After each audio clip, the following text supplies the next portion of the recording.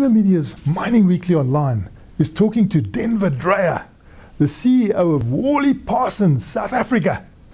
Denver, I've always said that to develop small business, you need help from big business. I know there's a lot of emphasis, government emphasis on the development of small business, but I've always said to government, we also need big business. Now, you fellas have come out with a tremendous helping hand. Tell us about how you're promoting the development of small business. I like that, Martin. Thanks for the opportunity. I like to use the words, I don't want to fall under the tyranny of the or. It's not big or small. I'd rather think about the benefits of the and. There's a place in this country for big business and for small business. There's a need in this country for broader economic participation, and there's a need for transformation. We understand it, we get the bigger picture of where government's going, and we actively driving this through our enterprise development program. And the enterprise development program had a high note recently when you had this growth suppliers conference. What came out of that? Yeah, we had a really successful conference about 2 weeks ago. So we went out onto the media, we were out on radio, we drummed up the support and the energy. We had some good speakers, Vusi Tembakwayo, we had Amy Kleinans as our facilitator. We had senior executives from the South 32s, the Glencores, the Exaros, the Anglo-Americans present, and we had our enterprise development companies there, about 13 of them, as well as some additional companies we invited. And the intention was to get those three organizations together and to start talking. You know, there's one thing we Africans do well. We understand this concept of Ubuntu. I am who I am because you are who you are. And this concept of interdependence. And so we use that common ground, that there's the sense of community among us as mining companies, as large enterprise, as large ECs like WorleyParsons, and small businesses. And there's a place for each of us. And so we created this forum where people's voices could be heard, where an Anglo could get up and say, guys, but our challenge is A, B, C, D. And the EDs could say, but hang on, our barriers to entry are X, Y, and Z. And we as a big organization doing some of these mega projects can play a facilitating or bridging role to lower the barriers to entry. So quality conversation, that's what it was about. And there's no danger that they will eat all the cake, eat your cake. I think it's probably a short-term concept to see us eating our cake. Yes, they may eat our cake, but there's probably 20 or 30 other cakes that could be eaten by all of us together. So the view that I take is a bigger picture view that yes, there may be 40–50% of this project sacrifice. But if I do that well, there'll be another project and another and another. And so my view is a longer term view about how do we collaborate with these small businesses, lower the barriers to entry, use the WorleyParsons track record on name, and genuinely help to transform and empower these organizations. All they need is a chance, like one of our ED companies said at the presentation. Just give us a chance. That's all they want. And it's all very well speaking at high level about this, but you brought it down to the table where people could chat across the table to one another. Yeah. How successful is that formula?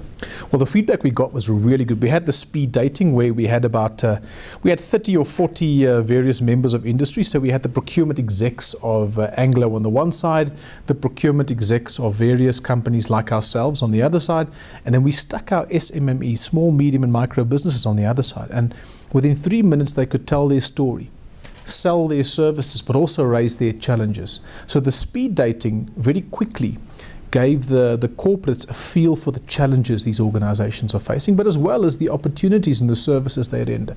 So again, good, candid conversation was the key to making progress on the day. And what is the typical service that these smaller entities can offer the bigger entities? So if you look at these smaller organizations, water skills, infrastructure skills, road skills, providing construction management skills, health, safety, environmental skills, quality monitoring. Again, it depends on the need of the project, but again, our intent is to take these organizations, they are sustainable businesses in their own right, look at what's fit for purpose with the project, supplement it with our skills, and offer our client the backing of a WorleyParsons, but also the potential to grow small to medium-sized black business and deliver successful projects. And can you earn black empowerment credits from doing this as a WorleyParsons South Africa? We do, but that's not my intention. I'm not playing a numbers game. I'm a patriot at heart. So my thinking is, how do I develop a more inclusive and diverse engineering industry? And we cannot do that if it's an adversarial relationship between big organizations like ourselves and small organizations. We do get points, but that's besides the point. It's not a points game for me. It's about the spirit of what the law intends of creating a more inclusive and diverse engineering industry. And what did the smaller businesses find as the main barriers of entry? Yeah, it's simple things. It's the way the tenders are structured. These guys get a tender, it's 20 gigs. They've got to wade through this data. They aren't familiar with the format. Some of these things are quite daunting, but they're actually quite simple for organizations like us that have done it before.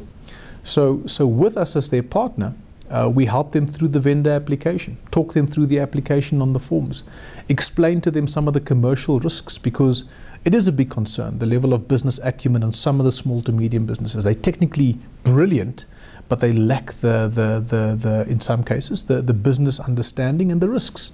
And that's where we partner, we provide the support. And is there a risk of lack of corporate governance? Is there tax non-compliance at any of these levels? It's a good question. So we as an organization, as a globally listed organization, are subject to very strict codes of conduct. So we cannot, for instance, do work or win work in a manner that is untoward, or do work for organizations that do not run their businesses ethically themselves. So part of our requirements for partnership is that they comply to our codes of conduct.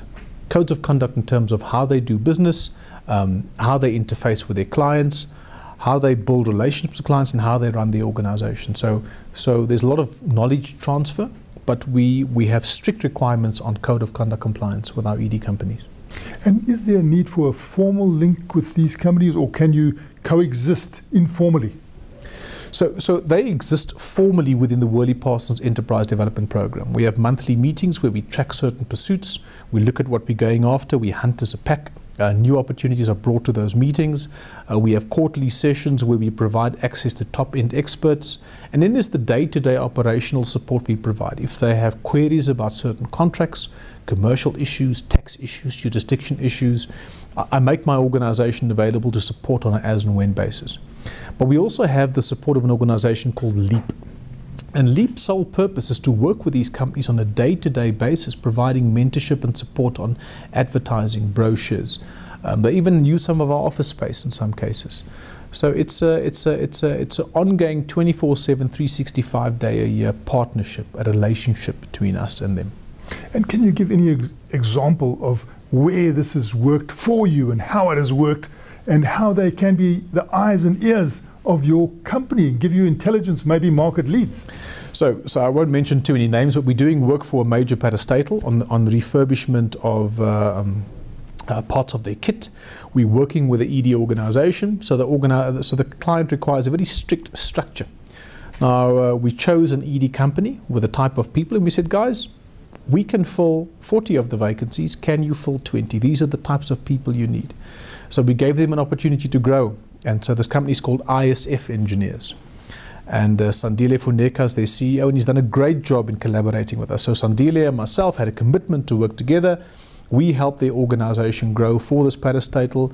We've been delivering quality projects for the last 18 months. He's grown in stature, he's grown in revenue, he's seen the financial benefit, and most importantly, the skills transfer and the experience his organization has gained has been great on this project.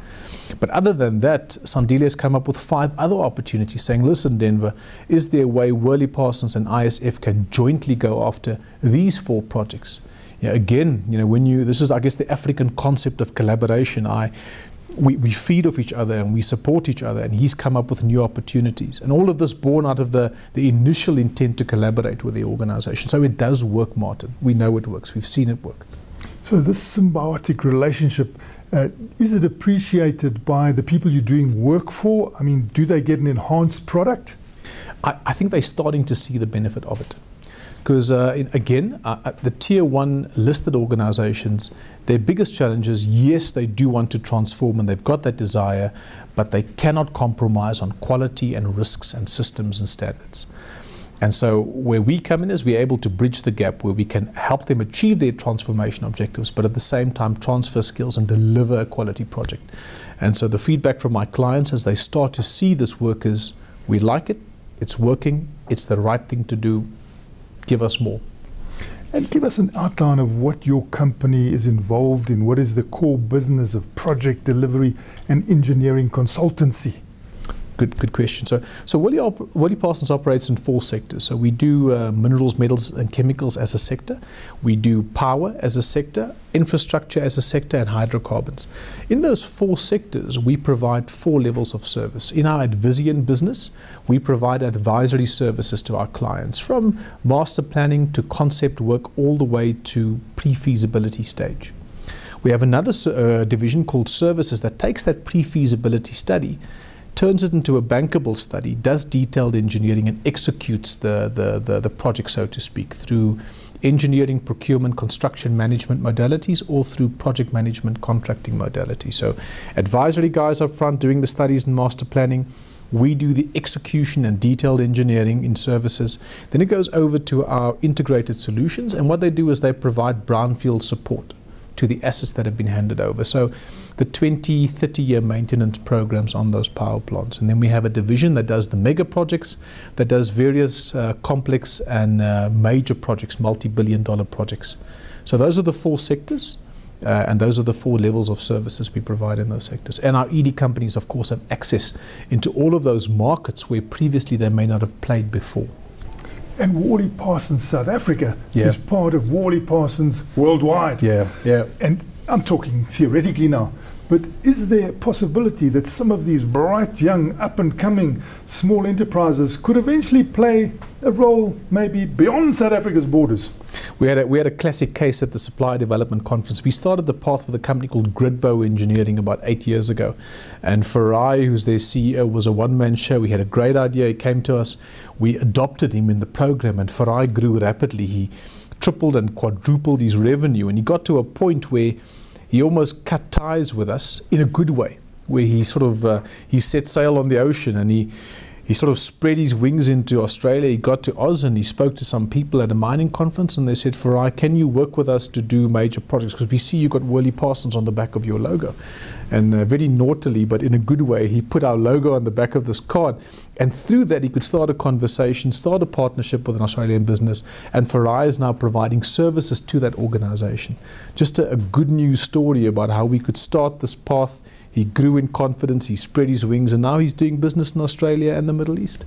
And if you looked 5 years ahead, what would your hope be that would be the grandest outcome of any of these activities? What is the full potential that can come out of this?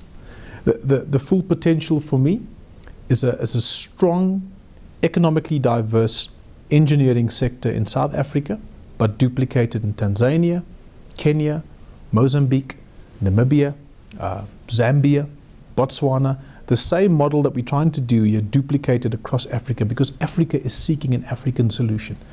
And we as a global, yet a local organization, have a responsibility to build capacity. So in my mind, the end game would be inclusive, big and small, good, diverse engineering capability in those countries across the continent.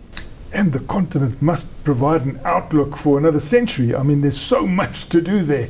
So from a business point of view, it is great to look as a continent being your market, which is what you're doing. It's the last frontier. And there are just so many opportunities across Africa in mining, in oil and gas, mega infrastructure, mega power. All of these things are needed to meet the needs.